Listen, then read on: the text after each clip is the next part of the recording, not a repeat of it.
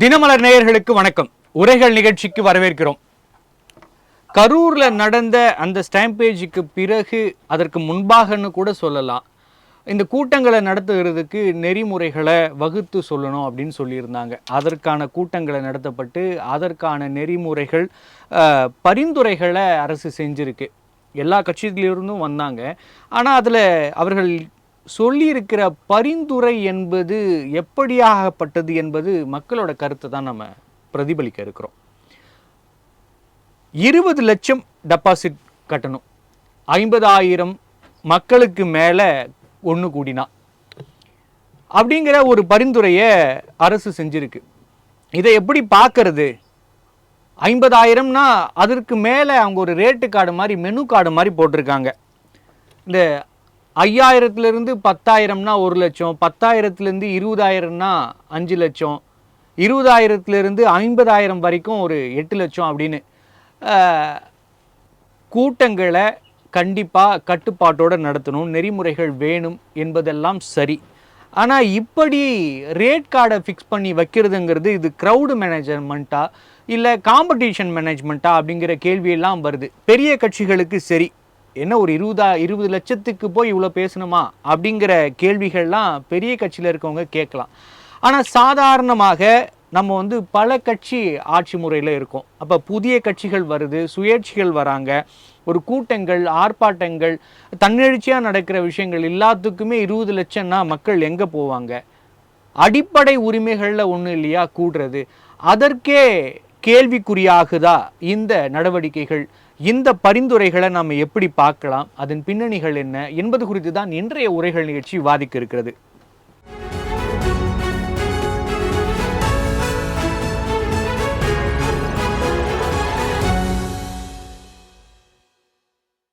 கூட்டம் நடத்த டெபாசிட், சிறு கட்சிகளுக்கு மானியமும் கடனும் தருமா வங்கிகள் என்பது குறித்து விவாதிக்க நம்மோடு இணைந்திருக்கும் இருந்தவர்கள் மூத்த பத்திரிகையாளர் திரு KKR ஆதித்யன் அவர்கள். வணக்கம் சார். வணக்கம். மற்றும் அரசியல் விமர்சகர் திரு ஜெகதீஸ்வரன் அவர்கள். வணக்கம் சார். சார் ஆதித்யன் சார், இந்த நெறிகாட்டுதல் வரைமுறைகளை வகுக்கணும் அப்படிங்கிறது கேட்டிருக்காங்க. அனைத்து கட்சிகள் கூட்டம் நடந்திருக்கு, அதில் நிறைய முடிவுகள் எடுத்திருக்காங்க. முக்கியமாக இந்த 20 லட்சம் டெபாசிட் அப்படிங்கிற ஒரு விஷயத்தை எடுத்திருக்காங்க. அதை நம்ம எப்படியா பார்க்கலாம்? இது சரியான முன்னெடுப்பு தான் அப்படின்னு நம்ம புரிஞ்சுக்கலாமா? இந்த மாதிரி கூட்டம், இப்போ அரசியல் கட்சிகள் பொதுக்கூட்டங்களுக்கு இந்த மாதிரி ஒரு டெபாசிட் முதல் முறை 2014ஆம் ஆண்டுல நம்ம இந்த மாதிரி கூட்ட மேலாண்மை எப்படி இருக்கணுங்கிற ஒரு விதிமுறை கொண்டு வந்தாங்க. அதெல்லாம் சரியா பயன்படுத்தலை. ஆனால் இப்படிலாம் இந்த மாதிரி நீங்க சொன்ன மெனு கார்டு போட்டு 1 லட்சம், 5 லட்சம், 10 லட்சம், 20 லட்சம் கொண்டு வர்றது அரசியல் கட்சிகள் நடவடிக்கையை முடக்கும் செயலாக தான் இருக்கும். ஏன்னா ஏற்கனவே பாருங்க, கொடிக்கம்பு வைக்கப்படாத ஒரு ரூல் வந்து உயர் நீதிமன்றம் கொண்டு வந்துட்டாங்க. இப்படி ஒவ்வொரு நடவடிக்கை நம்ம தேர்தல் நேரத்தில் பாருங்க, பொதுவாகவே எல்லா கட்சிகளுமே அரசு கட்டுப்பாட்டுக்கு வந்து அவங்க சொல்ற மட்டும்தான் செய்ய வேண்டியிருக்கு. இந்த மாதிரி மற்ற நேரத்தில் இந்த மாதிரி கட்டுப்பாடை கொண்டு வந்தா அரசியல் கட்சியுடைய செயல்பாடுகள், அது புதுசாக வர்ற கட்சிகள், சிறிய கட்சிகள் செயல்பாடுகள்லாம் முடங்கி போயிடும். ஒன்லி இப்போ நீங்க சொன்னீங்களா இந்த மாதிரி கிரௌட், இந்த மாதிரி பணம் அறிவிக்கிறது வந்து இந்த ஸ்டைலில் இந்த மாதிரி கார்பரேட் ஸ்டைல் மாதிரிலாம் பண்ணிட்டு இருக்கான்னு சொல்றாங்கல்ல, இந்த மாதிரிலாம் பண்ணோம்னா பணம் உள்ளவன் மட்டும்தான் அரசியல் நடத்த முடியும், பணம் உள்ள கட்சி தான் அரசியல் நடத்த முடியுங்கிற ஆயிட்டு. இப்ப தமிழ்நாட்டில் உள்ள பல கட்சி. ஆதித்யன் சார், ஒரு சின்ன கேள்வி. எந்த கட்சி கிட்ட பணம் இல்லை அப்படின்னு சாதாரண மக்கள் கேட்பாங்கல்ல சார்? நம்ம இன்னைக்கு பார்த்துட்டு இருக்கோம். எல்லா தமிழ்நாட்டில் பாத்தீங்கன்னா 50 வருஷமா 60 வருஷமா திராவிட இயக்கங்கள் ஆண்டு வருது. அவங்ககிட்ட எல்லாம் பணம் இருக்கு, ஆளுங்கட்சி எதிர்கட்சி இருக்கு. ஆனா புதுசா ஒரு கட்சி, இப்போ நாம் தமிழர் இயக்கம்னு வச்சிருக்கீங்களேன், அவங்க திருமாவளவன் கட்சி, இந்த மாதிரி அவங்க கூட பல வருஷமா கொஞ்சம் பணம் வச்சிருக்காங்க. ஆனா அது வந்து கட்சிக்கு இந்த மாதிரி சின்ன சின்ன ஒரு கூட்டத்துக்கு கூட செயல்பட வேண்டிய, தமிழ்நாடு ஃபுல்லா அண்ணா பிறந்தநாள் விழா பொதுக்கூட்டம் நடத்துறாங்க. தமிழ்நாடு ஃபுல்லா கிளஸ்டர்ன்னு சொல்லுவாங்கல்ல, அது மாதிரி ஒரே நேரத்துல பல ஒரு 100, 300, 400 பொதுக்கூட்டம், 500 பொதுக்கூட்டம் நடந்தா எங்கேருந்து பணம் கட்டுவாங்க? 20 லட்சம் கட்சியில இருந்தா கட்ட முடியும். மொத்தமா ஒரு நாளைக்கு 10 கோடி 15 கோடி கட்ட முடியுமா? அண்ணா பிறந்த விழா கூட்டம், இந்த வீரவணக்க நாள் பொதுக்கூட்டம், மேதின பொதுக்கூட்டம், அப்படிலாம் தமிழகம் ஃபுல்லா நடக்கும். அப்பெல்லாம் நம்ம எங்க போவோம்? அது சம்பந்தமா இப்ப மாநகராட்சியா பகுதியில பரவாயில்ல, கிராம பகுதியில் தெருமுனை கூட்டம் அந்த மாதிரி நடத்திட்டு இருப்பாங்க. அதுக்கு கூட பணம்னு வரும்போது எங்க போய் நிற்பாங்க? அதனால இந்த பரிந்துரைகளை உயர்நீதிமன்றம் ஏற்குமா, அப்படியே ஏற்குமாங்கிறது சந்தேகமா தான் இருக்கு. ஏன்னா கூட்ட நெரிசலை கட்டுப்படுத்தணும், அதுக்கு போலீஸ் பாதுகாப்பு தகுந்த அளவுக்கு போடணும், அது கரெக்டு தான். அதுக்கு அரசியல் கட்சிகள் இந்த இதுல கூட ஒரு இது 500 அடிக்கு கட்டணும், அதெல்லாம் அவங்களே பார்க்கணும், இந்த மாதிரிலாம் பண்ணிட்டு போலாம் இல்லையே. பணம்னு வரும்போது நம்மளுடைய ஜனநாயகத்துக்கும் அது ஒரு இதான். ஜனநாயகத்துல இந்த மாதிரி ஜனநாயகத்துல இந்த மாதிரி பணங்களெல்லாம் போடும்போது அது கார்பரேட் அரசியலுக்கு துணை போற மாதிரி ஒரு இதா வந்துடும். ஆனா எந்த அளவுக்கு அது உயர்நீதிமன்றம் ஏத்துக்கணும்னு தெரியல எனக்கு. கண்டிப்பாக சார். ஜெகதீஸ்வரன் சார், நீங்கள் சொல்லுங்கள், இப்படி ஒரு ஒரு டெபாசிட் வைக்கணும் அப்படிங்கிற அந்த விஷயத்தை நம்ம எப்படியா பார்க்கலாம்? இதன் பின்னணிகள் என்ன? எதனால் இப்படி ஒரு முடிவுக்கு வந்திருக்காங்கன்னு நினைக்கிறீங்க நீங்கள்? நீங்க சொன்னீங்க, இதற்கு மிக முக்கியமான காரணம் என்னன்னு கேட்டீங்கன்னா தமிழக வெற்றி கழகம் அப்படிங்கிற கட்சி தான். தமிழக வெற்றி கழகத்தின் கூட்ட நெரிசல், அதாவது இது வேகப்படுத்தின ஒரு காரணம் தமிழக வெற்றி கழகத்தின் இந்த கூட்ட நெரிசல். கரூரில் ஒரு 41 மக்கள் பலியானார்கள் அப்படிங்கிறது நம்ம எல்லோருக்குமே தெரிந்த ஒன்று. அதற்கு முன்னாடியே இந்த தமிழக வெற்றி கழகத்தினர் அனுமதிக்கெல்லாம் கேட்கும் போது அவங்களுக்கு சில வழிகாட்டு நெறிமுறைகளும் கொடுக்கணும் அப்படின்னு அவங்களுமே போனாங்க. சோ கோர்ட்டுமே சில வழிகாட்டு நெறிமுறைகளை உருவாக்குங்க அப்படின்னு ஏற்கனவே சொல்லியிருந்தாங்க. இந்த சம்பவத்துக்கு பிறகு இதனும் தீவிரப்படுத்தப்பட்டு வேகமாக இது நீங்க ஒரு நெறிமுறைகளை உருவாக்குங்க அப்படின்னு சொல்லியிருக்காங்க. எனக்கு என்ன அடிப்படையில இந்த மாதிரியான வழிகாட்டு நெறிமுறைகள் ஏன் அவசியமாக ஏற்பட்டதுன்னு கேட்டீங்கன்னா, நான் முன்னாடி சொன்ன மாதிரி அந்த கட்சி தான். இது எனக்கு கிட்டத்தட்ட ஒரு மூட்டைப்பூச்சிக்கு பயந்து வீட்டை கொடுத்திருக்க கதையா தான் எனக்கு தெரியுது. ஏன்னா இதுவரைக்கும் தமிழ்நாட்டுல எத்தனையோ லட்சக்கணக்கான அரசியல் கூட்டங்கள் நடந்திருக்கு, ஆயிரக்கணக்கான அரசியல் கட்சிகள் இருந்திருக்காங்க, வந்திருக்காங்க. ஆனா இந்த கட்சி வித்தியாசமாக செயல்படுகின்ற ஒரு காரணத்தினால், இவர்களுக்கு அரசியல் தெரியாத காரணத்தினால், இவர்களுக்கு வரும் மக்கள் அரசியல் மயப்படுத்தப்படாத காரணத்தினால், ஒரு நடிகரை பார்ப்பதற்கு கூடும் கூட்டத்தை வைத்துக் கொண்டு நாம் அரசியல் கட்சிகள் எல்லாருக்குமே ஒரு வழிகாட்டு நெறிமுறைகளை உருவாக்கணும் அப்படிங்கிற ஒரு இடத்திற்கே போகணுமாங்கிறது எனக்கு சந்தேகங்கள் இருக்கு. ஏன்னா நீங்க இந்த மாதிரியான குற்றச்சாட்டு நான் சொல்லுவேன். நீங்க அரசியல் கட்சிகள், நீங்க சொல்ல திராவிட கட்சிகளை கூட கூட்டம் சேர்ப்பதற்கு பணத்தை கொடுத்து மக்களுக்கு, ஆமா நீங்க எல்லா கட்சிகளும் பணத்தை கொடுத்து கூட்டிட்டு வர்றாங்க, அவங்களுக்கு சாப்பாடு போடுறாங்க, பிரியாணி போடுறாங்க, முடிஞ்ச மது வாங்கி கொடுக்குறாங்க, அது வேற. ஆனா அவங்க நடத்துகிற கூட்டங்கள் இந்த மாதிரி சிக்கல்களும் ஏற்பட்டதில்லை. இன்னைக்கு திமுக ஒரு மாநாடு நடத்துறாங்க, அதிமுக ஒரு மாநாடு நடத்துறாங்க, இல்ல பாஜக ஒரு மாநாடு நடத்துறாங்க, காங்கிரஸ் ஒரு மாநாடு நடத்துறாங்கன்னா அந்த மாநாடுகளில் ப்ராப்பரா தான் மக்கள் இருப்பாங்க. அவங்களுக்கு தேவையான உணவு கொடுக்கப்படும், தேவையான தண்ணி பாடல் விநியோகிக்கப்படும். உணவு வேஸ்ட் ஆகும் சில நேரங்களில். அதிமுக மாதிரி கூட்டங்களை பார்த்தோம், உணவு நிறைய வேஸ்ட் ஆனிச்சு, என்னப்பா சிக்கன் பிரியாணி போடுவாங்கன்னு பார்க்கும்போது சைவ உணவு போட்டாங்க அப்படின்னு வேஸ்ட் பண்ணுவாங்க. அதெல்லாம் நடக்குமே தவிர மக்களுக்கு ஒரு கூட்ட நெரிசல் ஏற்பட்டது, மக்களுக்கு ஒரு அசௌகரியம் ஏற்பட்டது, தண்ணி கூட கொடுக்காம இருந்தாங்க, டாய்லெட் வசதி கூட பண்ணாம இருந்தாங்க அப்படிங்கிற விமர்சனங்களோ குற்றச்சாட்டுகளோ இது வரைக்கும் வந்தது கிடையாது. தமிழக வெற்றி கழகத்திற்கு அரசு சொல்லுங்க சார். என்னோட ஒரு சின்ன குறுக்கீடு, இந்த 20 லட்சம் டெபாசிட் அப்படிங்கிறது இந்த இந்த நெறிகாட்டுதல் வரைமுறைகள் எல்லாம் விஜய்க்காக கொண்டு வந்தா கூட 20 லட்சங்கிறது நீங்கள் அந்த கட்சியில் முன்னாடி இருந்தவங்க உங்களுக்கு தெரியும், சாதாரண மக்களுக்கே தெரியும், விஜய் கட்சிக்கு அது பெரிய தொகை அல்ல. நீங்கள் மற்ற புதிய கட்சிகள் மாதிரி அதை பார்க்க முடியாது. அப்போ அதற்காக இது கொண்டு வந்தாங்கன்னு சொல்ற வாதம் ஏற்புடையதாக இருக்கும்னு நினைக்கிறீங்க? இல்ல இல்லைங்க, 20 லட்சத்தை விட்டுருங்க, ஒட்டுமொத்தமாக நீங்க எஸ்ஓபிங்கிறது யாருக்குங்க? தமிழ்நாட்டுல இருக்கிற அரசியல் கட்சிகளுக்கு அரசியல் கட்சி கூட்டங்கள் எப்படி நடத்தணும்னு தெரியாதா? அறிஞர் அண்ணால ஆரம்பிச்சு, எம்ஜிஆர் ஆரம்பிச்சு, ஜெயலலிதா அவர்கள் ஆரம்பிச்சு, கலைஞர்கள் ஆரம்பிச்சு, ஸ்டாலின் ஆரம்பிச்சு, எல்லாரும் எந்த கட்சி கூட்டத்துல இந்த மாதிரி உயிரிழப்புலாம் ஏற்பட்டுச்சு? நீங்க ஜெயலலிதா அவர்கள் தேர்தல் பரப்புரை கூட்டங்கள் போகும்பொழுது ரொம்ப நாளும் வெயில் அடிந்தாங்கன்னு ஒரு 2 பேர் இறந்து போனாங்க, அந்த செய்தி ஒண்ணு இருக்கு. அதை தாண்டி நீங்கள் இந்த அரசியல் கட்சிகளுக்கு அரசியல் கூட்டங்களை நடத்த தெரியாம நம்ம வழிமுறைகள் நெறிமுறைகள் எப்ப உருவாக்கணும்? உனக்கு ஒண்ணும் தெரியலப்பா, அப்ப நெறிமுறைகள் எஸ்ஓபிஸ் உருவாக்குன்னு சொல்லி உருவாக்குறோம். தெரியாத ஒரு கட்சி, இந்த கட்சிக்கு எதுவுமே தெரியாது அரசியல், அந்த கூட்டத்தில் வருகின்ற கூட்டம் என்பது விஜய் எப்படியாவது பார்க்கணும், சத்தா கூட பரவாயில்ல பார்க்கணும் அப்படிங்கிற வருகின்ற கூட்டம் நேற்று பார்த்தோம். பொதுக்குழு கூட்டம் இந்த நெறிமுறைகள் சார், ஜெகதீஸ்வரன் சார், உங்களுக்கு தெரியும் இந்த நெறிமுறைகள் என்பது வெறும் அரசியல் கட்சி கூட்டங்களுக்கு, பொதுக்கூட்டங்களுக்கு, ரோட் ஷோக்கு மட்டும் இல்ல, கலாச்சார விழாக்களுக்கும், மத விழாக்களுக்கும், போராட்டங்களுக்கும், ஆர்ப்பாட்டங்களுக்கும் எல்லாத்துக்கும் சேர்த்துதான். அப்படின்னு பாக்குறப்ப இது நம்ம அரசியல் கூட்டங்களுக்குள்ளாகவே அடக்கிட முடியாது இல்லையா? ரொம்ப சமீபத்துல ரொம்ப விஜய் சம்பவத்துக்கு முன்னாடியும் பார்த்திருக்கோம், பின்னாடியும் பார்த்திருக்கோம். விஜய் சம்பவத்துக்கு முன்னாடியும் பார்த்திருக்கோம், பின்னாடியும் பார்த்திருக்கோம். சம்பவங்கள், இடங்கள் வேண்டுமானால் வேறாக இருந்திருக்கலாம். ஸ்டாம்பேஜ் நடந்திருக்கு, இழப்புகள் நடந்திருக்கு. அப்ப அதை நோக்கி நம்ம போறது சரிதானே? ஆனா அதற்கு வழிகாட்டுதல் நெறிமுறைகள் சரியாக இருக்கிறதா அப்படிங்கிற கேள்விதானே எழுது. நிச்சயமாங்க எழுதுதாங்க. நான் என்ன சொல்றேன், நீங்க இந்த இந்த மாதிரியான நெறிமுறைகள் நீங்கள் எதன் அடிப்படையில், விஜய் கூட விட்டாங்க, எதன் அடிப்படையில் உருவாக்கப்பட்டதுன்னு கேட்டீங்கன்னா, இந்த மாதிரியான உயிரிழப்புகளை இதுவரைக்கும் தமிழகம் சந்திச்சது கிடையாது. ஒரு அரசியல் கூட்டத்திற்கு போய் இத்தனை மக்கள் இறந்து போனதுங்கிறது தெரியாது. இது நடந்தது கிடையாது. அதனாலதான் இது அதன் அடிப்படையில் தான் இது உருவாக்கப்படுகிறது. இவருடைய இடத்திற்கு நிறைய பேர் கூட்டம் வர்றாங்க. அவர்களை நெறிமுறைப்படுத்துவதற்கு என்ன செய்யணும் அப்படிங்கிறது ஒண்ணு. நீங்க இதிலே சொல்ற, நீங்க இப்ப நெறிமுறைகள் எல்லாம் போட்டிருக்காங்கல்ல, இந்த நெறிமுறைகள் உண்மையிலேயே பின்பற்றப்படுமா? பெரிய கேள்வியா இருக்கு. நீங்க ஆபத்துகளை நாங்கள் 3 வகையாக பிரிக்கின்றோம். குறைவான ஆபத்து, மிதமான ஆபத்து, அதிகமான ஆபத்துன்னு சொல்லி சொல்றாங்க. இதுல 50க்கு ஒரு காவலர், 100 பேருக்கு ஒரு காவலர், 200 பேருக்கு ஒரு காவலர் சொல்லி சொல்றாங்க. இது எப்ப செய்வீங்க? எனக்கு புரியவே இல்லையே. நீங்க அந்த கூட்டத்தினுடைய எண்ணிக்கை ஜாஸ்தி ஆகிட்டே போக போக போக காவலர் ஒவ்வொருத்தரா போர்ஸ் இறக்கிட்டே இருப்பீங்களா? ஓகே, ஒரு மாவட்டம் கிளம்பி வாங்கன்னு சொல்வீங்களா?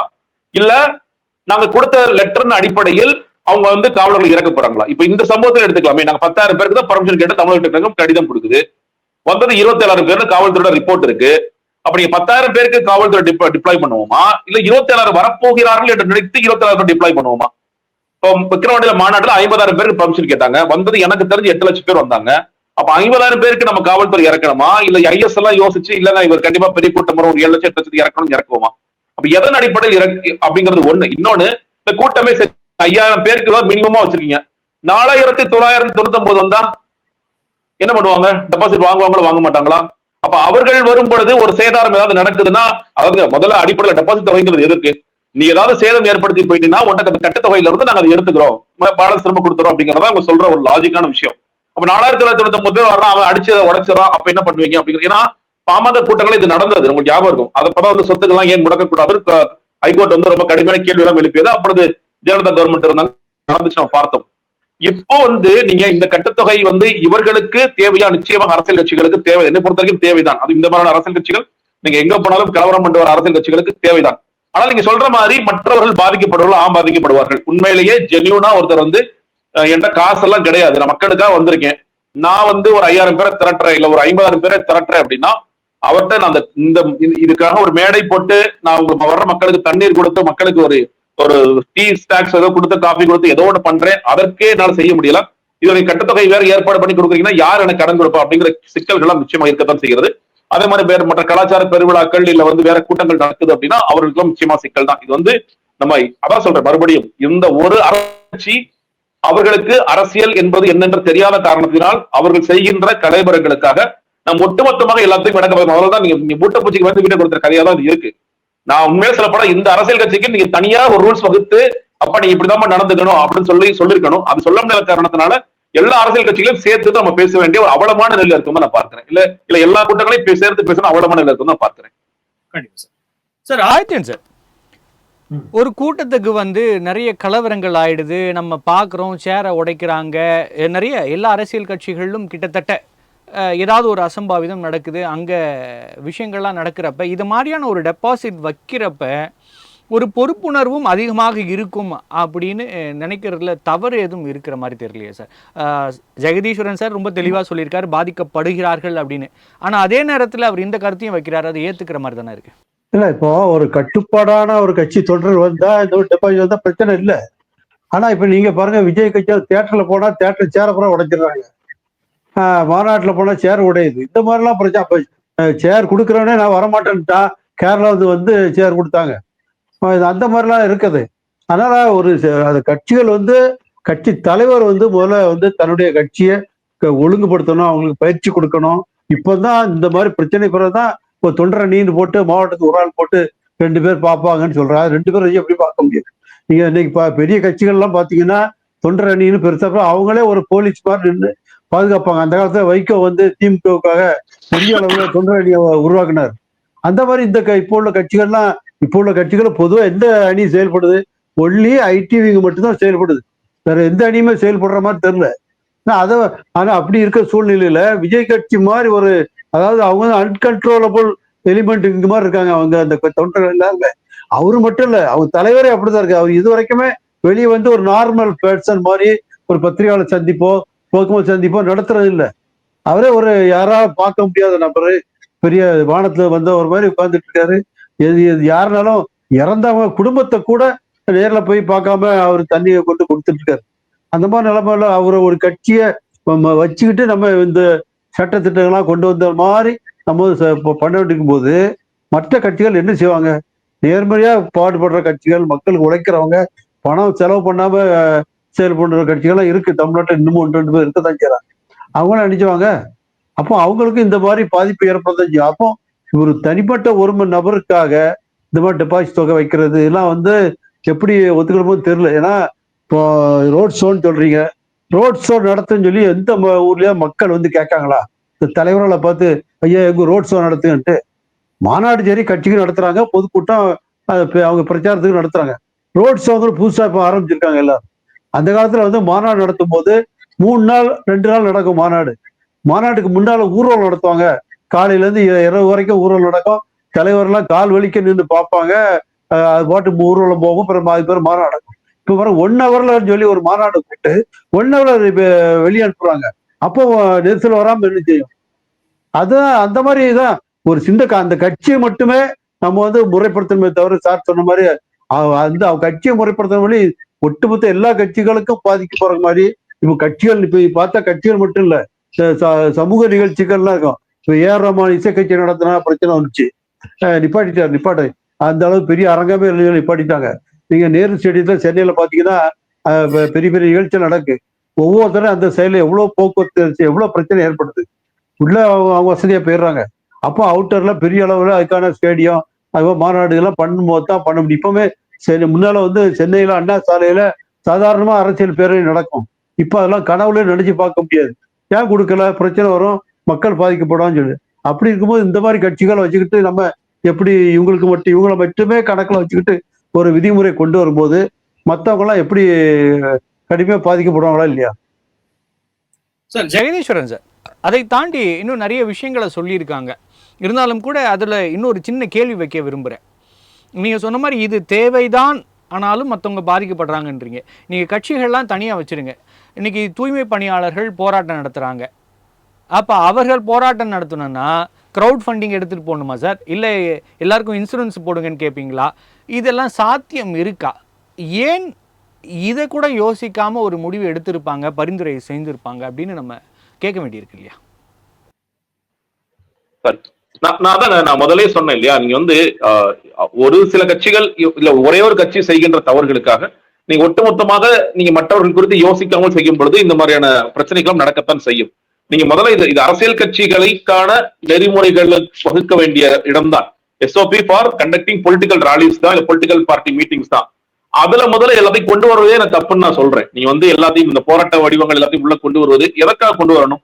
அப்ப நீங்க மக்கள் எவ்வளவு பேர் போராடுறாங்கன்னா அப்ப அந்த போராட்டத்திற்கு ஒரு ஜனநாயக ரீதியான போராட்டத்திற்கும் நீங்க மதிப்பளிக்காம இங்க அந்த போராட்டம் ஏதாவது ஒரு வகையில அது கலவரமா மாறுது, இல்ல இங்க சட்டம் ஒழுங்கு பிரச்சனை ஏற்படுதுன்னா ஆட்டோமேட்டிக்கா அவர்கள் எல்லாமே கைது செய்யப்படுவார்கள். அவர்களுடைய ஏதாவது சொத்துக்கு சேதம் விளைவிச்சிருந்தாங்கன்னா அதெல்லாம் வாங்குவாங்க. அதெல்லாம் நடந்துகிட்டு இருக்கு.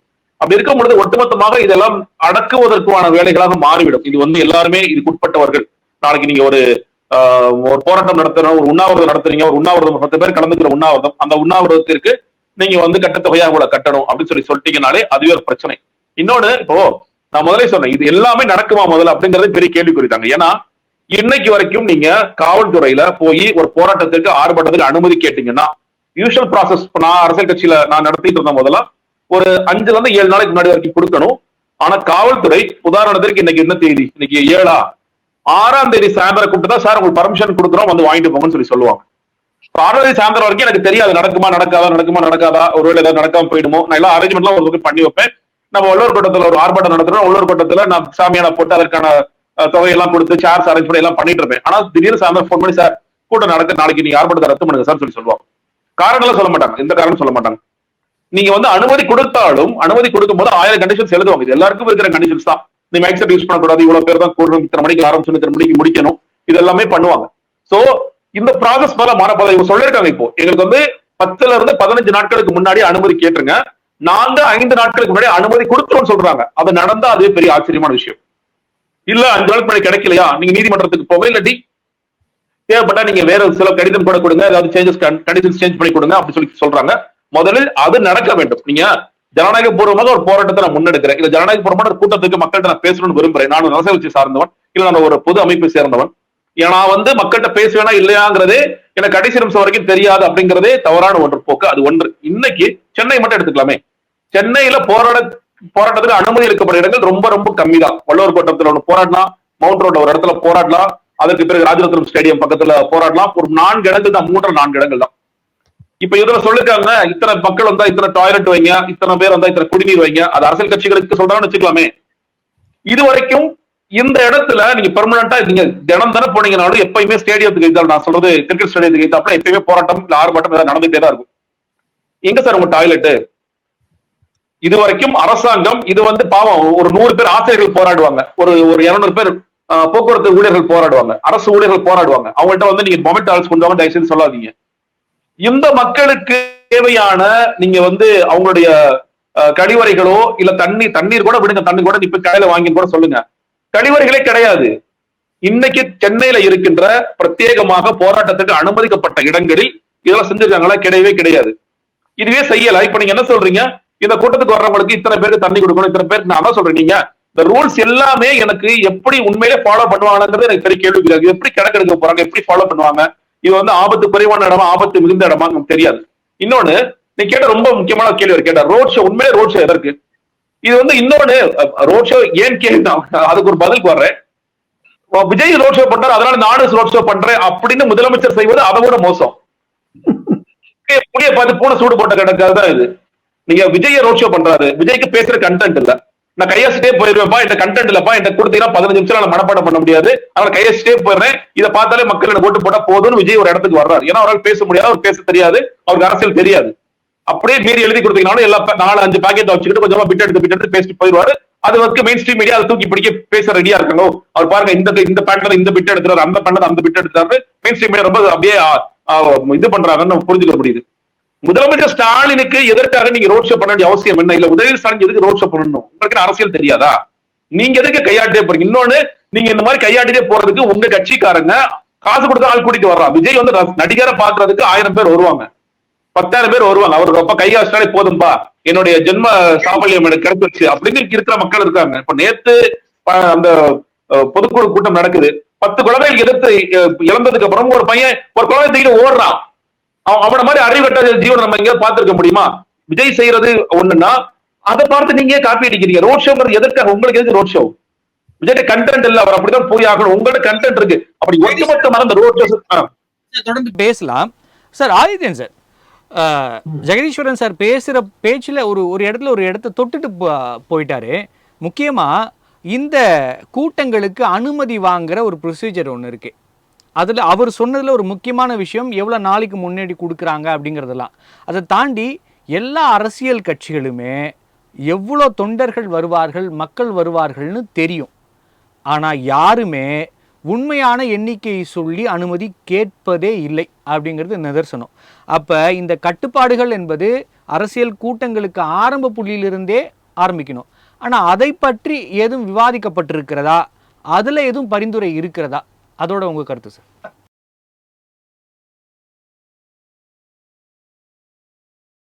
பத்திலிருந்து 15 நாட்களுக்குள்ள சார். பொதுக்கூட்டத்தை 2 மணி நேரத்துல அந்த ரோட் ஷோ 2 மணி நேரத்துல முடிக்க, அதுக்கு மேல வந்துடணும், லேட் ஆகக்கூடாது, 3 மணி நேரத்துல பொதுக்கூட்டத்தை முடிக்கணும்லாம் சொல்லியிருக்காங்க. ஆனா அனுமதி, அவர் சொன்ன மாதிரி அனுமதி வாங்கி கடைசி நேரத்தில் அனுமதி கொடுப்பான். எந்த கட்சிக்குமே, அதாவது ஒரு மீடியமான சின்ன கட்சிகள்லாம் குறிப்பிட்ட இவ்வளவு பேர் வருவான்னு சொல்லுவாங்க. இப்ப நான் ஒரு விஜய் இருக்காரு, அவரு அப்போ நான் சொன்ன மாதிரி 10,000 பேர் வருவான்னு டெபாசிட் கட்டிட்டு 1,00,000 பேர் வந்தாங்கன்னா நினைச்சுவீங்க, யார் போய் அதை அளக்க முடியும்? எத்தனை தொண்டர்கிற யாருமே கணக்கிட முடியவே முடியாது. அதாவது பிரச்சனையோட தீவிரத்தை பொறுத்து ஒரு இடத்துல மக்கள் கூடுவாங்க. இப்போ நடிகரை பார்க்கற கூடுறாங்க, அது வேற விஷயம். நம்ம பழைய கால நம்ம பிரச்சாரத்தெல்லாம் பார்த்துருக்கோம். இன்னைக்கு காலையில் ஆரம்பிச்சு நாளை காலையில் போய் வருவாங்க. எம்ஜிஆர், ஜெயலலிதா, கலைஞர்லாம் அந்த காலத்துல. அப்பவும் மக்கள் அங்கே கூட்டம் போடுறோம், அப்படியே உட்காந்து அங்கேயே சாப்பிட்டு அங்கேயே இருப்பானுங்க. இந்த மாதிரிலாம் இருக்கும். சினிமா நடிகர் தவக்கலன்னு அந்த காலத்துல ஃபேமஸ், அவருக்கே பயங்கரமான கூட்டம். ஆதித்யன் சார், நீங்க சொல்ற மாதிரி பாத்தீங்கன்னா ஒரு ஒரு ஒரு அமௌண்ட்டை கட்டிடலாம், அதுக்கு மேல மக்கள் வந்தாங்கன்னா டோக்கன் போட்டு கட்ட ஆரம்பிச்சிடலாமா? அப்படி எடுத்துன்னு வருமா அரசு? இல்ல, இதெல்லாம் இது இந்த மாதிரி பரிந்துரை நடைமுறை சாத்தியத்துக்கு வராது, பண்ணவும் முடியாது. அரசியல் கட்சியை வச்சுக்கிட்டு அரசியல் கட்சிகள் எவ்வளவு திட்டம் போட்டு என்னதான் ராணுவ கட்டமைப்போட உள்ள கட்சி தான் பண்ண முடியும். அப்படி எந்த கட்சி இருக்குங்க? அப்படி எந்த கட்சியில தொண்டர்கள் மனநிலை அப்படி கிடையாது. நினைச்சா பார்க்க ஆளை பொறுத்து பார்க்கறோம். இன்னைக்கு ஏடிஎம்கே ஒரு மீட்டிங் போட்டாங்கன்னா அதுல ஒரு குத்தாட்ட டான்ஸ் போடுறாங்க, திமுக கலை நிகழ்ச்சி நடத்துறாங்க, அங்க குத்தாட்டம் நடக்குது. இப்படி பார்த்தா கொஞ்சம் பேர் கூட்டமா வருவாங்க. அப்போ விஜய் கட்சியில வந்து அவரே நடிக்கிறதுனால கூட்டம் அதிகமா வருது. இதை கண்ட்ரோல் பண்ண முடியாது, கணிக்கவும் முடியாது. அப்படி இருக்கும்போது இந்த மாதிரி கட்டுப்பாட்டுல வந்து நடைமுறை சாத்தியம் இல்லாததான் நான் நினைக்கிறேன். கண்டிப்பா சார். சார் ஜெகதீஸ்வரன் சார், முக்கியமான கேள்வி அவருக்கு கேட்ட கேள்விதான். இந்த நம்பருங்கிறது அந்த அரசியல் கட்சி தலைவருக்கு கண்டிப்பா தெரிஞ்சிருக்கும். ஆனாலும் ஏன் அவங்க வந்து ரொம்ப குறைவாக தான் கொடுத்து, இப்போ டெபாசிட் கிடையாது, நீங்கள் காசு கட்ட வேணாம், எதுவும் பண்ண வேணாம், மற்ற செலவுகள்லாம் இருக்குது, அதை நம்ம புரிஞ்சிக்க முடியுது. ஆனால் நீங்கள் இது மாதிரி டெபாசிட் எதுவும் இல்லைனா கூட மிக கம்மியான எண்ணிக்கையில் தான் பர்மிஷன் கேட்பாங்க. அதற்கு முக்கியமான காரணம் காவல்துறையிலேருந்து அனுமதி வாங்கணும் அப்படிங்கிறதுக்காக. ஆனால் காவல்துறைக்குமே தெரியும் இந்த ஊரறிந்த பொய் அப்படின்னு ஒன்று இருக்கும், அது தொடர்ந்து செஞ்சிட்டே வராங்க. அதில் இருந்து நம்ம வெளியே வராமல் மற்ற விஷயங்கள் சாத்தியப்படுமா? அதை பற்றி பேசி இருக்கிறதா அரசு? இல்லங்க, பேசல. நீங்க வந்து எந்த கூட்டத்திற்குமே நீங்க அனுமதி கேட்கப்படும் பொழுது சொன்னேன் இல்லையா, ஏன்னா நான் அந்த கட்சியில இருந்தனால எனக்கு தெரியும். விக்கிரவாண்டி மாநாட்டிற்கு இத்தனை ஆண்கள், இத்தனை பெண்கள், இத்தனை மாற்றுத்திறனாளிகள் எழுதி 50,055 பேர் அவ்வளவுதான் எழுதி கொடுத்தாங்க. எனக்கு தெரியும் வந்தது 7 லட்சம். இது தாவேகாவுக்கு மட்டும் இல்ல, தேசிய கட்சிகள், மாநில கட்சிகள், ஆளும் கட்சி, எதிர்கட்சி எல்லாருக்கும் இருக்க பொதுதான். பாஜக ஒரு கூட்டம் போடுறாங்க அப்படின்னு வச்சுக்கோங்களேன், அவங்க வந்து ஒரு 20,000 எழுதி கொடுப்பாங்க. அங்க 2 லட்சம் பேர் கூட வரலாம். நீங்க அவங்க எல்லாருக்கும் என்ன கேட்டீங்கன்னா அதிகமான நம்பர்ஸ் காமிச்சா போலீஸ் பர்மிஷன் டினை பண்ணிடுவாங்க. என்ன சொல்ல போனா கோர்ட்லயே கூட போனா போலீஸ் கோர்ட் என்ன கேட்குவீங்க, 2 லட்சம் பேருக்கு எங்க போலீஸ் பர்மிஷன் கொடுக்கல, எங்க நம்பர்ஸ் இருக்காங்க, என்னங்க நீங்க நினைச்சிட்டு இருக்கீங்க அப்படிதான் கோர்ட்டு கூட கேட்கக்கூடிய வாய்ப்புகள் இருக்கு. அதனால எப்படியாவது பர்மிஷன் வாங்கணும். அதுக்கு நீங்க வந்து நம்பர்ஸை டீப்ளைட் பண்ணி காமி, குறைச்சு காமி, ஒன்னும் பிரச்சனை இல்லை.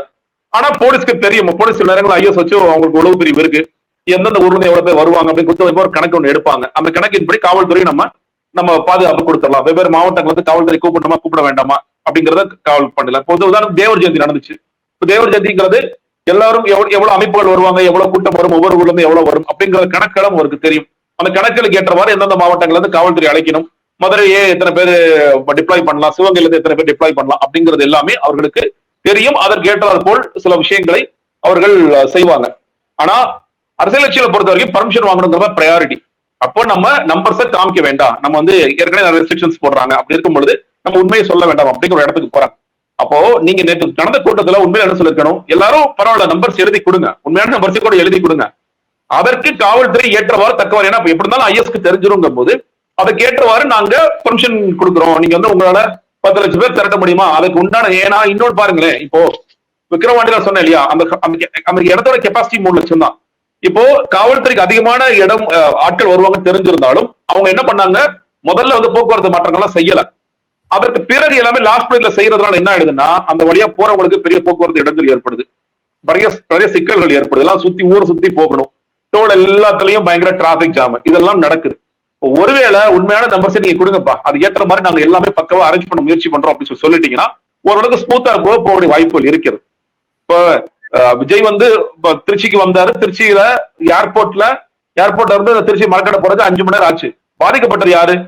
ஒரு புதுக்கோட்டைக்கு அவங்க அப்பாவோட இறப்புக்கு வந்த ஒரு பையன் கிட்டத்தட்ட 2 மணி நேரம் கார்ல உட்காந்து அழுதுட்டு இருக்கான், என்னால போக முடியல, டிராபிக்ல மூவ் ஆக முடியலன்ட்டு.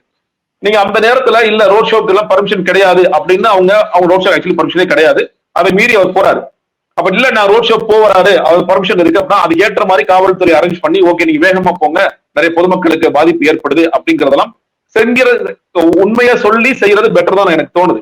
பட் இதெல்லாம் செய்வாங்களா, அதான் சொல்றேன். நீங்க வந்து எந்த அளவுக்கு அரசியல் இந்த உண்மைகளை காவல்துறையினர்கிட்ட சொல்ல போறாங்க அப்படிங்கிறது ஒரு விஷயம். உண்மையிலேயே இதில் போடப்பட்ட நெறிமுறைகள், கோர்ட்ல போய் சொல்லப்பட்ட நெறிமுறைகளை அப்படி ஏத்துக்கிட்டு அரசாங்கமும் செயல்பட போகின்றது அப்படிங்கிற 2வது விஷயம். அரசியல் கட்சிகளை பொறுத்த வரைக்கும் எப்பயும் நடத்தினதானே இப்ப நடத்திக்கலாம் அப்படிங்கிற ஒரு மோட்ல தான் இருப்பாங்க. ஏன்னா உதாரணம் நல்ல உதாரணம் சொல்றேன், பேனர் வைக்கக்கூடாது அப்படிங்கிறது சட்டம் தொடர்ச்சியா கோர்ட் சொல்லிட்டே இருக்கு.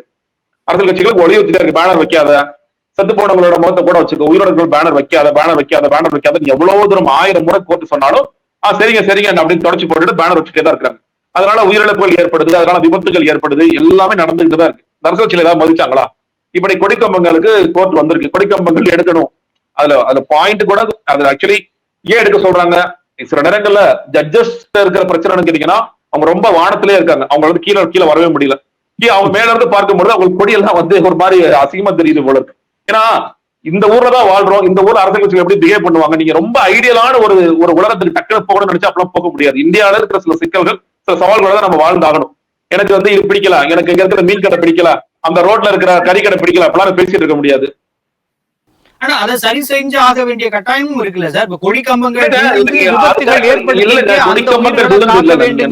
சட்டத்துக்கு இப்போ நிறைய இடங்கள்ல நீங்க ஒவ்வொரு ஊர்லயும் பார்த்திருப்பீங்க, ஊருக்கு நம்ம உள்ள நுழையும் போது ஊருக்கு ஒதுக்குப்புறமா எல்லையில எல்லா அரசியல் கட்சி கொடிக்கம்பும் இருக்கும். திமுக, அதிமுக, பாஜக எல்லா கொடிக்கம்பங்களும் இருக்கும். அவங்களுக்கு என்னன்னா இந்த ஊர்ல நான் இருக்கேன் அப்படின்னு காண்பிப்பதற்கு, இந்த ஊர்ல என்னோட கட்சி இருக்கு அப்படின்னு காண்பிப்பதற்கு அந்த காலத்துல இருந்து சூர் விளம்பரங்கள், கொடிக்கம்புகள், இதன் மூலம் வந்து அரசியல் கட்சிகள் வளர்ந்தன. இன்னைக்கு டக்குன்னு வந்து எங்களுக்கு இதெல்லாம் சரியா பிடிக்கல, பேனர்ஸ் நீங்க சொல்லுங்க, ஓகே பேனர்ஸால உயிரிழப்புகள், விபத்துகள் ஏற்படுது. ஏன்னா அதுல கூட என்ன பிரச்சனை, இவங்க சரியா ஒழுங்கா வைக்கிறது இல்ல. இன்னைக்கு வந்து பேனர் தொழில இல்லாதவங்க எல்லாம் இன்னைக்கு பேனர் தொழில வந்துட்டாங்க. அரசியல் கட்சிகள் தாங்களே அந்த வேலையை எடுத்து பார்க்கணும்னு நினைக்கிறாங்க. உயிரிழப்பு எடுப்பது ஒட்டுமொத்தமா பண்றீங்கிறது சரி. கொடிக்கம்பங்கள் நீங்க ஊருக்கு வெளிப்புறமா இருக்கிற எல்லா கொடிகளும் மொத்தமா அகற்று அப்படின்னு சொல்லுவது போது, ஒரு அரசியல் கட்சிக்குன்னு சில இது இருக்கு இல்லையா, நான் எப்படிதான் கட்சியை எஸ்டாப்ளிஷ் பண்ணுவேன்? எனக்கு ஒரு ஊர்ல ஒரு ஆபீஸ் வேணும், எனக்கு கொடிக்கம்பம் வேணும், எனக்கு சூர விளம்பரம் வேணும், எனக்கு போஸ்டர் சொல்லணும், இப்படிதான் அரசியல் கட்சியை வளர்க்க முடியும். ஏன்னா எல்லா அரசியல் கட்சிகளுக்கும் மீடியா அந்த ஸ்பேஸ் கொடுக்குறாங்களா? உதாரணம் பார்க்கலாமே, நீங்க நேற்று பொதுக்குழு வந்து விஜய் பொதுக்குழு நடக்குது, அதிமுக பொதுக்குழு செய்தியா இல்லைங்க. அதிமுக இந்த லட்சணத்துல இருக்கு. ஏன்னா மீடியா அன்னைக்கு ஒரு நடிகர் பின்னாடி ஓடிட்டாங்க, ஒட்டுமொத்த மீடியாவும். அப்படி இருக்கும் பொழுது நான் என்னுடைய ஊர்ல என்னோட கட்சியை நான் வச்சுக்குவேன், என்னோட கட்சியை வந்து நான் வளர்ப்பேன், என்னோட கட்சிக்கு நான் ஆட்கள் சேர்க்கணும், நான் கூட்டத்துக்கு சேர்க்கணும்னா கூட எனக்கான ஆப்ஷன்ஸ் என்ன, ப்ரொவிஷன்ஸ் எங்க இருக்குன்னு ஒரு கேள்வி இருக்குல்ல. அப்ப எனக்கு ஜட்ஜஸ்க்கு அவங்களுக்கு வந்து மக்கள் தொடர்புலாம் கிடையாதுப்பா, எங்களுக்கு பிடிக்கல, நாங்க தூக்கம் காலி பண்ணுங்க அப்படின்னு சொல்லுவது கூட அது எப்படி சரியாக கேட்கிறேன். நீங்க அதான் சொல்றீங்க, ஒரு ஐடியல் வேர்ல்ட்ல இதெல்லாம் ஓகே, இதெல்லாம் சேச்சா என்ன இது போஸ்டர், என்ன இது பேனர் அப்படின்னு நம்ம பேசிட்டு போலாம், சிச்சி அப்படின்னு சொல்லிட்டு பேசிட்டு போலாம். நம்ம இருக்கிறது இந்தியா மாதிரியான ஒரு நாட்டுல, தமிழ்நாடு மாதிரியான ஒரு ஊர்ல சில சிக்கல்கள், சவால்கள் இருக்கத்தான் செய்யும். அதோடதான் சார், இந்தியா மாதிரியான ஒரு நாட்டுல, தமிழகம் மாதிரி ஒரு மாநிலத்துல இந்த கூட்டத்துக்கு நெறிமுறைகள் வகுக்கிறீங்க. ஆனா அதற்கு மக்களை பாதுகாப்பா வைக்க சொன்னா ஒரு 20 லட்சத்தை பாதுகாப்பு நிதியில வைக்க சொல்றாங்க. அது மட்டும் போதுமா? இங்க கட்சிகளுக்கு டெபாசிட் ரொம்ப முக்கியம்தான். ஆனால் அது தேர்தல் முடிஞ்ச பிறகு அந்த டெபாசிட் ரிட்டர்ன் வருதா அப்படிங்கிற ஒரு கௌரவ பிரச்சனை. இப்போ இன்னொரு கௌரவ பிரச்சனையை ஆரம்பிச்சிருக்காங்க. இந்த 20 லட்சத்துக்கு கீழே டெபாசிட் கட்டி பொதுக்கூட்டம் நடத்தினா அவங்களுக்கு அவ்வளோதானே ஆள் அப்படிங்கிற நிலைமையும் வந்துடும். இல்லை கம்மியான ஆட்கள் வந்து அதை வெளியில் நம்ம சொன்னாலும் அங்கேயும் பிரச்சனை வரும். அந்த உண்மையை சொல்லி நீங்கள் பர்மிஷன் கேட்டிங்கனாலும் உங்களுக்கு பர்மிஷன் கிடைக்காது. இப்படி சுற்றி செக்கு வச்சுருக்கிறதுங்கிறது இது க்ரௌடு மேனேஜ்மெண்ட்டா இல்லை தாட் மேனேஜ்மெண்ட்டா அப்படிங்கிற ஒரு கேள்வி இருக்கு இல்லையா? இந்த சிக்கல் எல்லாருக்கும் உண்டு, அதிமுக திமுக மொத்த கட்சிகளுக்கும் உண்டு. இப்படி ஒன்று வைக்கிறதுங்கிறது நடைமுறையில் சாத்தியமா? அது தீர்வா இருக்குமா? இல்லை, நம்ம சொல்றேன் முதல் பல கட்சி முறை உள்ள இந்தியாவிலேயோ தமிழ்நாட்டிலேயோ இது மாதிரி நடவடிக்கை வந்து நடைமுறைக்கு உதவாது. ஏன்னா இப்போ அமெரிக்காவில் எடுத்துக்கிட்டா 2 கட்சி தான், ஜனநாயக கட்சி, குடியரசு கட்சி தான். அப்போ அவங்க ஒரு ஸ்டாண்டர்ட் மேனர்ல இங்கே தான் பிரச்சாரம், இப்படிதான் கொடி இப்படிலாம் சொல்லிட்டு இருக்காங்க. ஆனா இங்க தமிழ்நாட்டிலேயே நம்ம இந்தியாவில் எடுத்துங்க, மூளைக்கு மூளை ஒரு நாளைக்கு 2 கட்சி இருக்கு. கிட்டத்தட்ட அன்னைக்கு அனைத்து கட்சி கூட்டத்துக்கு எத்தனை பேர் வந்தாங்க? கிட்டத்தட்ட 64 கட்சி நம்ம அழைப்பு விட்டாங்க. அப்படி இவ்வளவு கட்சி இருக்கும்போது இந்த மாதிரி நடவடிக்கைகள் யாருக்கு பலன் அளிக்கும்? பெரிய கட்சிகளுக்கு மட்டும் வசதியா போயிடும். அப்போ நாளடைவில் சிறிய கட்சிகள், ஒரு யுனிக்னஸ்ஸா உள்ள ஒரு புதுசா வர்ற கட்சியோட குரல் வந்து எழும்பாமலே போயிடும். இப்போ ஏற்கனவே சொன்ன மாதிரி கொடிக்கம்பு வைக்க தடை வந்தாச்சு, சாலை ஓரத்துல சிலைகள் வைக்கக்கூடாது, பேனர் வைக்க கட்டுப்பாடு. இப்போ நீங்க பொதுக்கூட்டம் நடத்துறதுக்கு இந்த மாதிரிலாம் பண்ணிட்டே இருந்தோம்னா இப்போ ஃபியூச்சர்ல என்ன ஆகும்? இந்த மாதிரி விஜய்க்கு மட்டும் தான் வசதியா இருக்கும். அவர் வீட்டில் உட்காந்துட்டு டிவியில போட்டுட்டு ஐடிவி இங்கே வச்சுட்டு எல்லாத்துக்கும் ஃபேஸ்புக்கில் எல்லாத்தையும் சோசியல் மீடியா அனுப்பிட்டு போயிடுவாங்க. அவ்வளோதான் நடக்கும். இப்போ கட்சி எங்கே நடக்கும்? மக்கள் பணிக்கிறதே நடக்காத. ஆமாம், கட்சிகள்லாம் தாண்டி எனக்கு பொதுவாக இருக்கிற கேள்வி என்பது, ஒரு அரசியல் கூட்டத்திலேயோ மற்ற விஷயங்கள்லையோ ஜனநாயக ரீதியாக பங்கெடுப்பது என்பது அந்த நாட்டு குடிமக்களின் அடிப்படை உரிமை. அந்த உரிமையை இந்த கட்டுத்தொகை என்பது மீறுகிறதா அப்படிங்கிற ஒரு கேள்வி இருக்கு. இதை நீங்க எப்படி பார்க்குறீங்க? அடுத்தது, அரசு நிஜமாவே எடுத்துட்டு வர வேண்டிய கட்டுப்பாடுகள் என்ன, பரிந்துரைகள் என்ன அப்படின்னு நீங்க நினைக்கிறீங்க? சுருக்கமா உங்க கருத்து சார். அரசாங்கம் வந்து எனக்கு தெரிஞ்சு கட்சிகளை மட்டும் கட்டுப்படுத்துங்க. இந்த பணம் வைக்கிற விஷயத்த விட்டுருங்க. ஏன்னா இதுக்கு முன்னால எப்படி இருந்துச்சு அதே மாதிரி பண்ணிருங்க. குறைவான ரோட் ஷோங்கிறத முழுமையா தடை பண்ணுங்க, தேவையில்லை. பொதுக்கூட்ட தேர்தல் காலத்துல தேர்தல் அதிகாரிகள் சொல்படி அரசியல் கட்சி எப்படிலாம் ஒழுங்கா கேட்டுக்கிறாங்கல்ல, அதே நிலைமை கொண்டாங்க. இப்பவும் சரியா? நன்றி சார். ஜெகதீஸ்வரன் சார், உங்க இறுதியான கருத்து சார். அதாங்க, நீங்க முன்னாடியே கேட்டீங்க இதற்கான இது வந்து உண்மையிலே பிராக்டிகலா நடக்குமான்னு கேட்டீங்கன்னா அதில் வந்து நடப்பதற்கான வாய்ப்புகள் மிக மிக பிராக்டிகலா செய்ய வேண்டியது என்ன அப்படின்னு குறைவு. நினைக்கிறீங்க நீங்க? பிராக்டிகலா செய்ய வேண்டியது என்ன, எந்த விஷயங்களை முன்னெடுத்தா இந்த மாதிரியான ஸ்டாம்பேஜ்கள்லாம் குறையும், கட்டுப்பாடுகள் இருக்கும்னு நினைக்கிறீங்க? உங்களோட சுருக்கமான கருத்து சார். ரொம்ப சுருக்கமான கருத்துனா தமிழக வெற்றி கழகத்தை பேன் பண்ணிட்டு அந்த மாதிரி ஸ்டாம்பேட் எல்லாம் நடக்காது. அது ஒண்ணுதான் நடக்கும். நீங்க அவங்க அரசியல் கட்சிகளுக்கு நடத்தணும் சொல்றேன் இல்லையா? மறுபடியும் சொல்றேன், நான் முதல் ரவுண்ட் சொன்னதான் சொல்றேன், இது அரசியல் கட்சியே அல்ல. இல்ல இல்ல, இந்த இந்த இந்த அரசு பரிந்துரை என்பது ஜெகதீஸ்வரன் அவர்கள் சொன்ன அந்த கருத்துக்காகத்தான் செய்யப்பட்டதாங்கிற கேள்வி சாதாரண மக்களுக்காகவே இருக்கு. அதோட பதிலா நம்ம புரிஞ்சுக்கலாமா இதை? இல்லங்க, அது சொல்றேன் இல்லையா, ஏன்னா மற்ற அரசியல் கட்சிகளுக்கு எப்படி பிஹேவ் பண்ணணும்னு தெரியுங்க, இவங்களுக்கு தெரியல. அதான் பிரச்சனை. நீங்க அந்த அரசியல் கட்சி, ஒவ்வொரு அரசியல் கட்சியும் அடிப்படையில் செய்ய வேண்டிய விஷயங்களாக அந்த தொண்டர்களை எப்படி அரசியல்மயப்படுத்துவது அப்படிங்கிறது சரி. நான் உடனே மற்ற கட்சிகளுக்கு நிறைய அரசியல்மயப்படுத்தாங்களா நீங்க கேள்வி எழுப்பலாம். அதாவது அட்லீஸ்ட் காமன் சென்ஸ் ஒண்ணு இருக்கும்ல, இந்த விஷயங்கள்லாம் செய்யாத, டிரான்ஸ்போர்ட்ல ஏறாத, மரத்துல ஏறாத, அங்க பிடிச்சி தொங்காதுன்னு சொல்லலாம். அந்த மாதிரியான விஷயங்களையாவது சில நேரங்களில் இந்த தலைவர்களாக இருக்கக்கூடியவர்கள் கட்டுப்பாட்டோடு சொல்ல வேணும், கண்டிஷனா சொல்லணும். விஜயகாந்த் அவர்கள் ஒரு வீடியோ ஓடிட்டே இருக்கு, அந்த தொண்டர்களை எப்படி துண்டால் அடிச்சு விரட்டாரு, காவல்துறை கூட பயந்து நிக்கிறாங்க. விஜயகாந்த் பண்றாரு. வைகோடைய ஒரு வீடியோ பாப்புலரா ஓடிட்டு இருக்கு. அந்த சொந்த கட்சிக்காரங்களை கட்டுப்படுத்துறதுக்கு அவங்களை திட்டுறாரு, அடிக்கிறாரு. திருமாவளவன் செஞ்சிருக்காரு. இந்த அரசியல் கட்சிகள் பண்படாத தொண்டர்களை அப்படித்தான் பண்படுத்தினார்கள். எனக்கு நாளைக்கு ஓட்டு போயிடும், இந்த பசங்களை செய்யக்கூடாதுன்னா இந்த மாதிரி உயிரிழப்புகள் நடக்கத்தான் செய்யும். அப்போ எனக்கு ஒரு ரெஸ்பான்சிபிலிட்டி இருக்கு இல்லையா? அந்த ரெஸ்பான்சிபிலிட்டிங்கிறது அவங்கள ஒண்ணுமே சொல்லாம இருக்கிறது கிடையாது. வீட்டுல குழந்தை இருக்குங்க, குழந்தைய வந்து திட்டுனா குழந்தை கோச்சுக்குங்கிற நம்ம திட்டாம இருக்கிறது இல்ல. குழந்தை நல்லா வளரணும், இந்த சமுதாயத்துல போய் வளரணும் அப்படின்னா அந்த குழந்தைய நம்ம திட்ட வேண்டிய இடத்துல திட்டுவோம், நம்ம வந்து கொஞ்சம் இடத்துல கொஞ்சம். எல்லா நேரத்திலும் நான் கொஞ்சிட்டே இருந்தீங்கன்னா அந்த குழந்தை எப்படி நாசமா போகும் நமக்கு தெரியும். அதே மாதிரி விஜய் வந்து எல்லாத்தையும் நாசமாக்கணும்னு நினைச்சு வேலை பார்த்துட்டு இருக்காரு.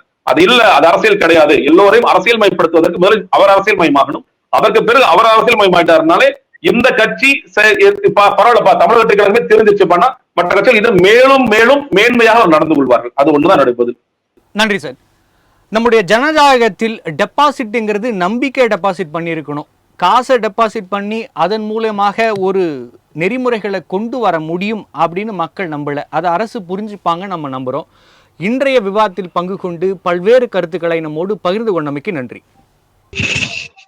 மற்றும் ஒரு நிகழ்ச்சியில் சந்திக்கலாம்.